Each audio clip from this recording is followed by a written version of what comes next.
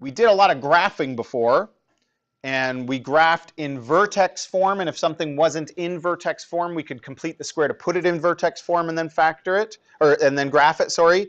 But this is different. This is sketching, okay, which is not the same as graphing.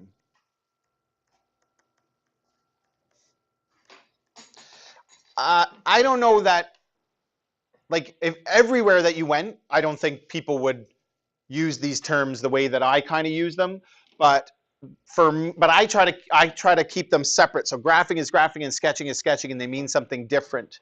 Okay, and it's helpful. So not everybody would use those words that way, but that's kind of how I use them, and it's helpful to know. You probably want to get a piece of paper. Yeah, right. It's helpful when you're sketching that you know that you're not graphing. Graphing is what we do on graph paper. We have a grid, it's accurate, we make a scale, we plot the points, that kind of thing. Sketching's not like that, okay? So when we do our first sketch, I'll show you what it's like, and you need to kind of know what it means. But a sketch means you don't need a scale, you don't need a grid or graph paper or anything like that, and you label the important details that, depending on what you're sketching. For us, it'll be the same thing every time, but in other cases, you might label other things. Okay, but you label the information you have. It doesn't have to be to scale or anything like that. Okay, so that's what we're doing today. We're not graphing. We're just sketching. Now, and when we graphed, like I said, we did it with vertex form, which we could do an accurate graph and get it perfect. With factored form, you can, although you could absolutely graph accurately, but often these ones are bigger, and so they would go off the grid. So usually when we're doing in factored form, we're just sketching. What are the important properties of a parabola? What do you think? Can somebody name something about a parabola? Which way it opens? Yeah, direction of opening. Good. Yep. The vertex, absolutely. What else? Very nice. It's almost like you guys were planted, because these are exactly the things that we need. It's like I told you what to say. What else? X and Y intercepts? Yeah, very good. So all the intercepts. X and Y. Yeah, max, min. So does it have a max? Does it have a min? And what's the value? And that is related to the direction of opening and the vertex and that kind of thing. What else? No. Anything else? Domain, range, like there's other ones. If you think back about the list when we graphed, and you had to use your graph to say all the important details. That's kind of what you could talk about. But yep. Very good. Is it reflected? So it was just another way of saying like direction of opening kind of thing. And then you could also say the transformations, like all of them. You could list them as well. That's right. Okay, so what does that look like in the graph? I'm just going to kind of draw a random parabola here. I'm going to move it over a little bit. Okay. Here are the X-Intercepts.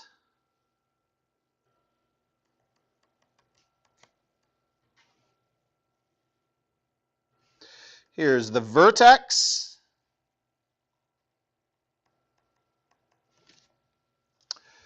And the axis of symmetry goes through the vertex.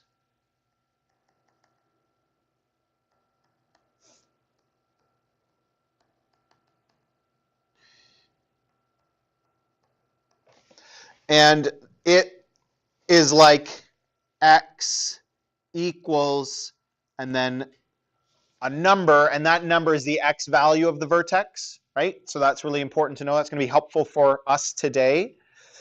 This one opens up, obviously. Oh, the Y-intercept. Don't want to miss that. So here's the Y-intercept. And I have this little trick for the x-intercepts and y-intercepts that I say every single time that I'm finding an intercept, and you may have noticed I've probably done it before, but it's useful. It's a useful habit because then whenever you're trying to find an intercept, you'll know how to do it. So the y-intercept occurs when x is 0, and the x-intercepts occur when y is 0. And what does it mean for y to be 0? It means I haven't gone up and I haven't gone down. My up-down movement is 0, right? Because that's what y tells us, how far up or down we go. And that means I'm on the x-axis, so that's obviously an x-intercept. Like, we take it for granted and it seems trivial, but it turns out that it's kind of an important idea that y is equal to 0 gives us an x-intercept. So it's what you want to remember. And then same thing for the y-intercept is when x is 0. I haven't gone to the right at all and I haven't gone to the left at all. My x value is 0, so I'm on the y-axis. Make sense? The last thing here that I want to point out is what can we say about this distance and this distance? So the distance from one of the x-intercepts to the axis of symmetry and the other x-intercept to the axis of symmetry. They're going to be equal. That's what the symmetry means, right? So if this distance is d, this distance is also d. They're equal. And that's going to be really important for what we're doing today. We're going to use that fact to get the information we need in order to draw a sketch of these things. Okay? So again, we understand when we think about a parabola, we know the vertex is important. We have to visualize, is it opening up or opening down? And we've already seen how you do that. I'm going to write that down in a minute. Like how you can tell if it's opening up or down. That's something we already kind of know. And then I know that the axis of symmetry goes through the vertex and that it's in the middle of the two x-intercepts because it's equal distance to both of them. And those are kind of the properties and the details that we're going to need to draw our sketch. Previously, we saw vertex form, which looks like this. Y equals a x minus h squared plus k.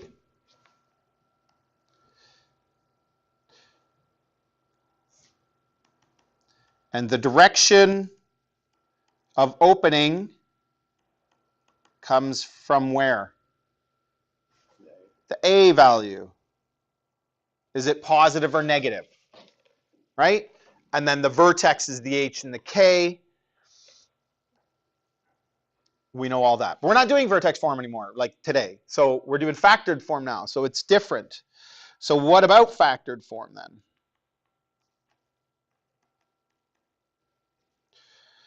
Factored form is going to look like this. Y equals a, x minus s1, x minus s2. The direction of opening is still the a value. So you're going to have it when you're doing factored form, you're going to have a number out front. It might be a 1, might be positive, it might be negative, but it's the sign of it that tells you if you're opening up or down, just like before. Okay? So factored form, that part's the same, and for the sketch, we obviously need to know, is it opening up or is it opening down? Just like if you were graphing with vertex form. But the other thing is, what happens when you have an x-intercept? This is what I was just saying. You want the y is 0. X-intercepts happen when y is 0. So I'm going to leave some space and kind of write out of the way here. That's like 0 equals a and x minus s1, x minus s2. Right? So that's like an equation that we were just doing. like those equations that we were solving last week. That's what it looks like now because I've subbed 0 in for y. And if I looked at a specific example, it might look something like this.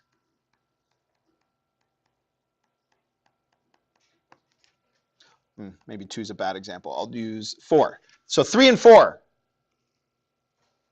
So if I solve this, my values of x will be -3 and +4, right? So when y equals 0, in this case, x equals -3 and +4. So that means these are my x-intercepts.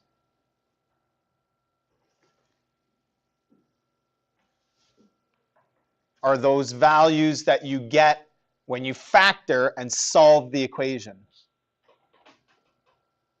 That make sense? So there's a bit of a process to this, but hopefully, once you've seen it once or twice, it's obvious. But it's kind of like I'm going to walk you through some steps in how we could draw a sketch in factored form. Does that make sense?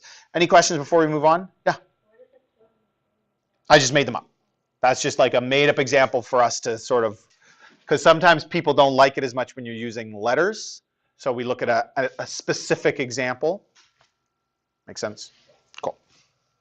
All right, let's try one here. So there's going to be steps for this. A, B, C, D, E kind of thing. But what if I just said, sketch the following in factored form? Then you might have to kind of know what the steps are.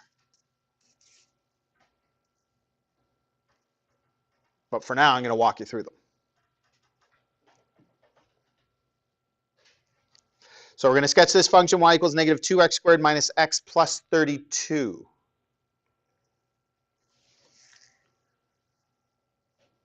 The order that you do A and B doesn't matter. You could find the y-intercept first and then the x-intercepts, or x-intercepts first and the y-intercept. That part doesn't matter. So it says factor the function to find the x-intercept. So let's go ahead and do that.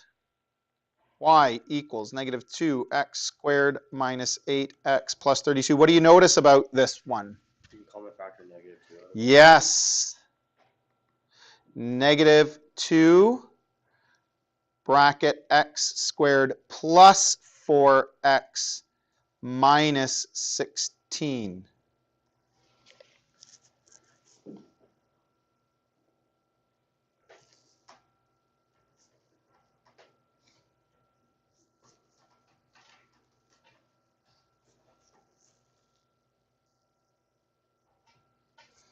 Now what? It's a simple trinomial. Okay. I think there's a mistake in here, though. Does that factor? Yeah? Yes. But it's not a difference of squares because it's got 3 terms. Yeah, that one doesn't factor. I think there's a mistake. So I'm going to just go back and fix this. It's strange how that happened. I'm going to turn this into a 64. So that's 64, and then I'm going to get minus 32 here, because I think it's supposed to look like that, and now it's going to work.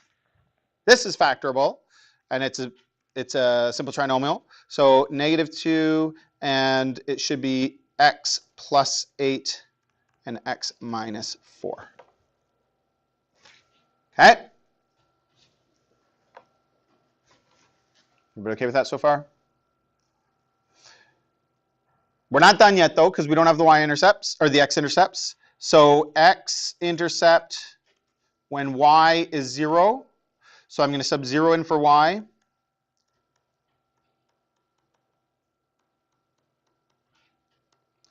And then I'm going to solve it to find my x's. So I get x equals -8 and x equals +4.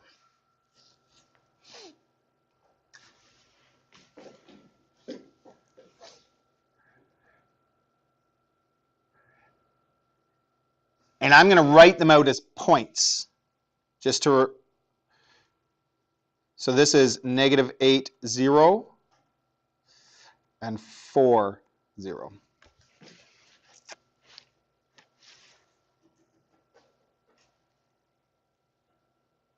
So we factored the function so we could find the x-intercepts. Is that good? B, determine the y-intercept. How do I find the y-intercept? You said 0 for x? Yeah, y-intercept occurs when x is 0. So I get y equals negative 2 times 0 squared, which is just going to be 0, minus 8 times 0, plus 64. So that's 0 and 0 and 64, so y equals 64. So finding the y-intercept is usually easy because it's just going to be that last number. And again, I'm going to write this out as an actual point, just to remind myself of which part's which kind of thing.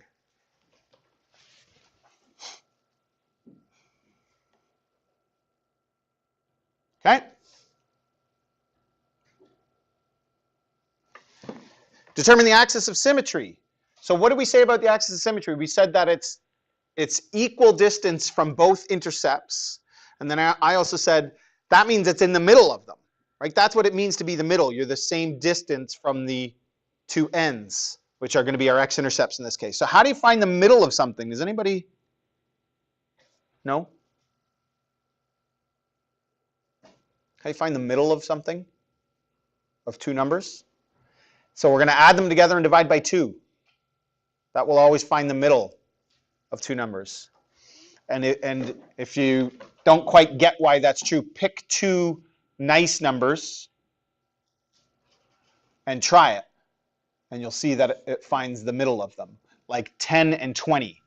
10 plus 20 is 30, divided by 2 is 15. And 15 is the middle of 10 and 20, right? So you can kind of see that it works that way. So my 2 numbers are negative 8 and 4. And I'm going to divide by 2.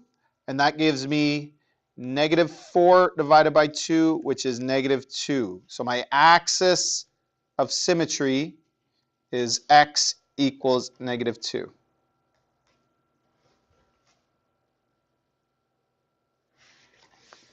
Yep. I got negative 6 for some reason when I... Because you need brackets around the top 2 numbers or to hit equals before you divide by 2. It's like BEDMAS, right? So if you type it into your calculator, be careful of that. Negative 8 plus 4 equals, then divide by 2. Everybody okay?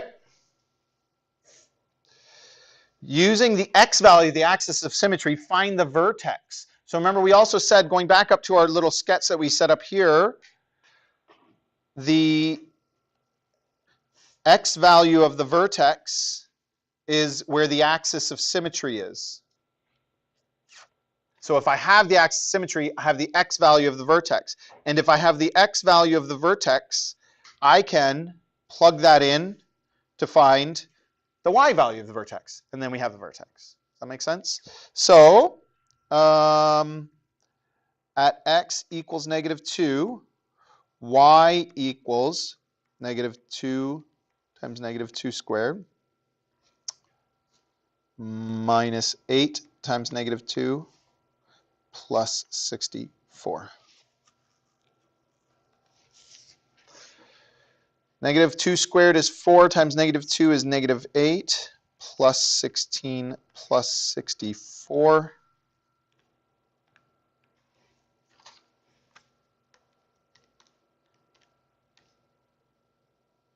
So 72.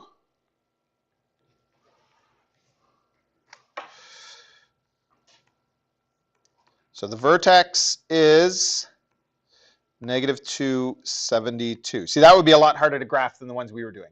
72 is not usually on our grid.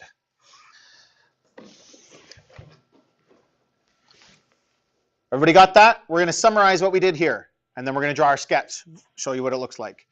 So we were able to find the y-intercept by plugging 0 in for x, and we were able to find the x-intercepts by factoring and setting y equal to 0 and solving that equation that we were left with.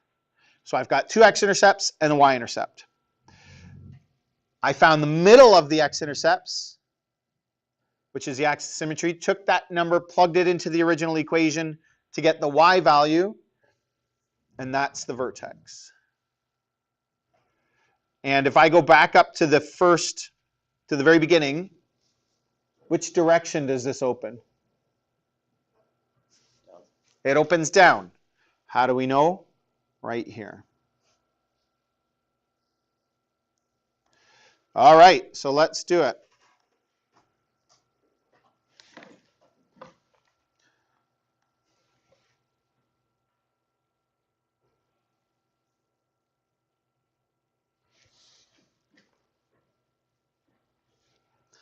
So again, it's not an accurate graph. It's a sketch. You still want to draw your axes nicely, as nice as you can kind of thing, yes? Why would you sketch instead of graph? That's a good question. Think about when we did applications before, and I said we often want to visualize generally what the graph looks like. And we did some little sketches, and we showed like where the maximum value of something was, and kind of like if you're throwing a ball, what height did you throw it from? We could see that that was the y-intercept. Does that make sense? Remember kind of doing that? So this is another way of getting a general visualization of what the parabola would look like and some of the important properties. And then we can use that sometimes to solve questions based on those things, which is what we will be doing later in the unit. So I am going to just estimate where the things are. So if I put -8 way over here, then 4 would be about half that distance, so maybe right around here. And those are remember, those are my y-intercepts. So I'm going to mark them like that and label them. My axis of symmetry is at 2, so again, that's even closer, at -2, sorry. And it is at 72, so it's way up here. So this is -2, 72, and that's my vertex. Okay, so now I'm going to try to draw a parabola and mark my y-intercept, which is 64.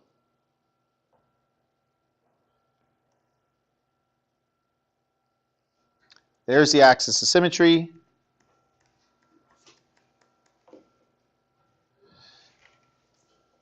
I haven't written out a scale, but I marked the important numbers showing the important details that I do know about this parabola. And usually that's enough to answer whatever question we're being asked, like what was the maximum height of the ball, and how long did it take the ball to get to the maximum height. So I've sketched it well enough and labeled it that I could answer questions like that. Usually we need this and not an accurate graph. Accurate graphing is usually not as important as being able to draw a sketch. What do you think?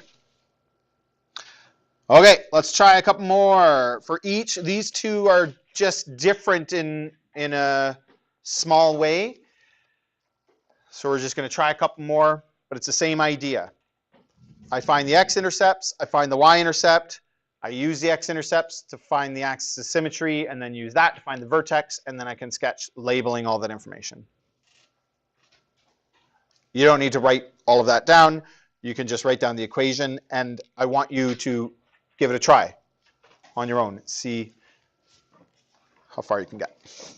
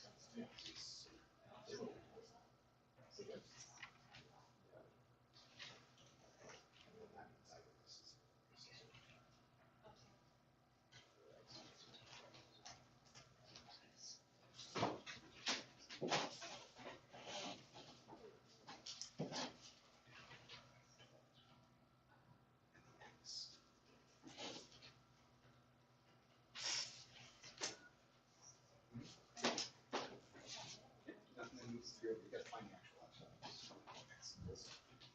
Because you divide both sides by 4.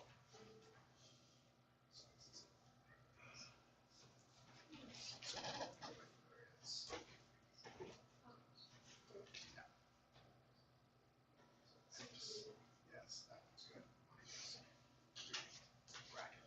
It'll always look like that. It'll always be like these. All right, let's see how far we got so far. This is what I have. Oops. So I factored, and this was the one from the learning goal that we just took up that was tricky for a lot of people, right? That's one of the reasons why we're doing this as an example right now. So then that means then I sub 0 in for y, and it looks like those equations we were doing last week, like I said. And then I set it up. And there's a step that I'm skipping. If you don't like skipping it, then don't skip it. But where we did 4x equals 0 and x minus 3 equals 0, right? So I'm skipping the step. It would be in there. And then divide both sides by 4, and I get x equals 0. And move the 3 over, and I get x equals 3. So that's how I got those two answers, right? Okay. And I wrote them out as points so that I kind of remember what I'm doing. I think some people might find that to be useful. Then I found the y-intercept as well. That's pretty easy. And look, one of my x-intercepts was at 0. Well, that means your y-intercept is 0 too, right? You can't have an x-intercept at 0 and not have a y-intercept at 0. If they're both 0, they're both 0. That makes sense? Think about that when we graph it too, like what that looks like and what that means. Okay, good. You can keep going, but determine the axis of symmetry.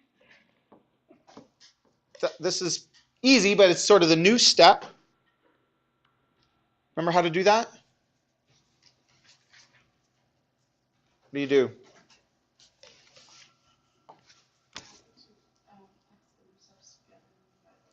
Right.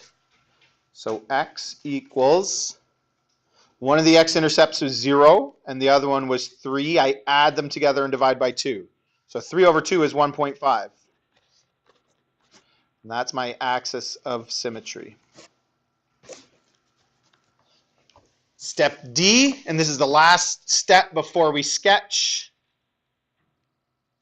Determine the axis of symmetry, determine the vertex. How do I determine the vertex? You sub the axis of symmetry into the original grid. Yeah, the axis of symmetry is the x value of the vertex, and the whole point of an equation is this one's y equals 4x squared minus 12x, is I can sub in a value for x and solve for y. So I've got the x value of the vertex, I can plug it in and solve for y.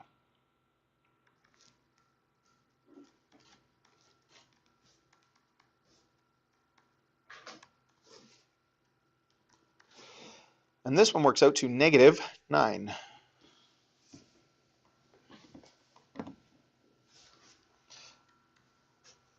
And again, I like to kind of write it out this way just to remember what I'm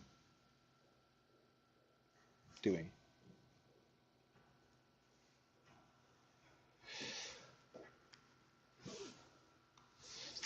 Our sketch. And this one opens up because it was, oh, I've got it right here. It's 4x squared, positive 4. So it opens up. Goes down to -9.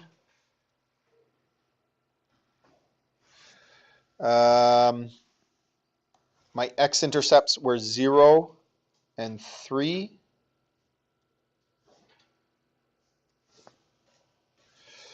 And so now we can see that there's an x-intercept at 0. There's a y-intercept at 0. You can come in. So you guys hopefully have this done. Let me remind myself what we're doing. We're opening up. And so I'm going to try to draw.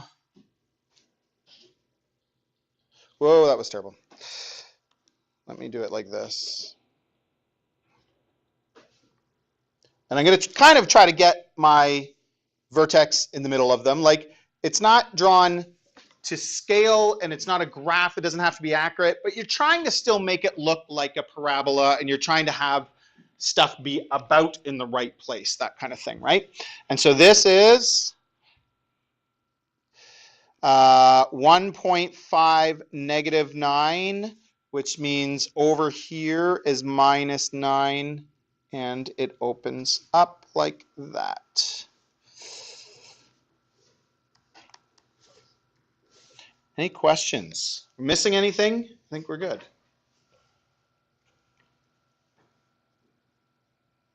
Okay, one more.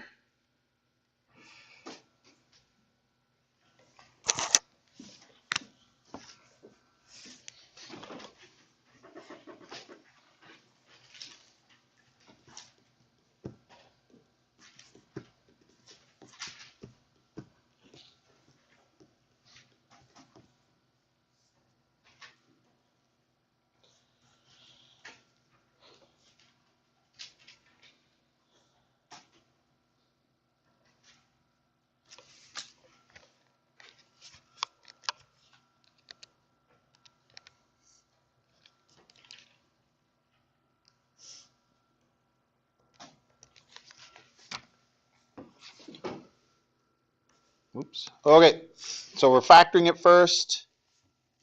And what do we notice about this one? Complex trinomial.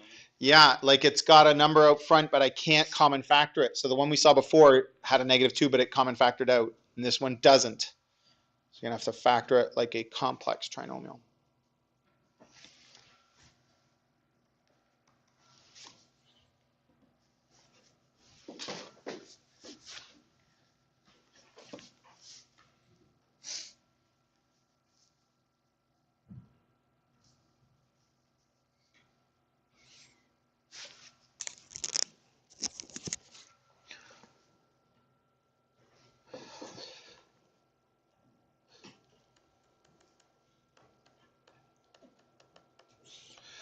Is this what you got? 3x plus 2 times 3x plus 2? And another way of writing that is 3x plus 2 all squared, right? You don't have to write it like that. You can write it whichever way you want. So the x-intercepts occur when y equals 0. So I get 0 equals 3x plus 2 all squared, which means, I'm going to write this out nice and long once, but you wouldn't have to. 3x plus 2 equals 0, and 3x plus 2 equals 0. Like it's the same thing, right? Move the 2 over, 3x is -2, and x equals -2 over 3. And that's what I'm going to get for this one as well. So we only have one. You don't have to write it out twice. And it's -2 over 3 and 0. What does that mean we only have one? What's happening? Like what kind of a parabola only has one x-intercept? Do you remember? We've talked about this briefly. Very good. That means this is the vertex. So this one's actually less work. Now we're still going to go through the steps, but you like if you were doing this one on a quiz or a test, you wouldn't have to redo all the work. You could just, when you get to part D and it says what's the vertex, you could just kind of state it, right? Okay, so, and in fact, we're going to do that a little bit anyway. So B is find, that was A. B is find the y-intercept. So the y-intercept is when x is 0. So y equals 9 times 0 squared, not that that matters, plus 12 times 0 plus 4. So y is 4. So it's 0, positive 4. And this one opens up as well, just thinking about when I'm going to graph later. Question C is determine the axis of symmetry. So we already kind of know what the axis of symmetry is, right? We can't find the middle of our two x-intercepts because we only have one x-intercept. So what is our axis of symmetry?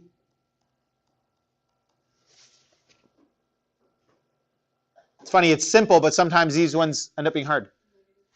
Yeah, it's just that value, -2 over 3, right? It's our x-intercept. Does that make sense? Visualize. And D, our vertex, again, we've already figured it out, so we don't have to, like you could, actually, why not? Let's do it. Vertex, so find Y equals 9x squared plus 12x plus 4 when x is negative 2/3. It'd be interesting to do this and check, and if you got the right answer, then you know that what you've done is correct. So I actually did plug this into my calculator earlier, and you know what I got?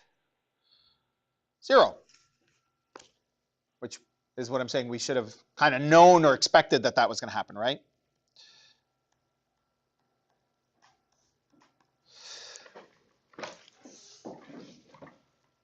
Everybody good? That didn't go too fast? Okay.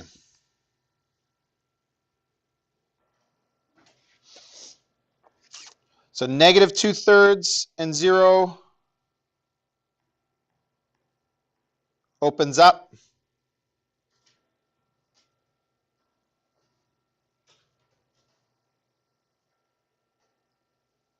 And label my y-intercept, which was at 4.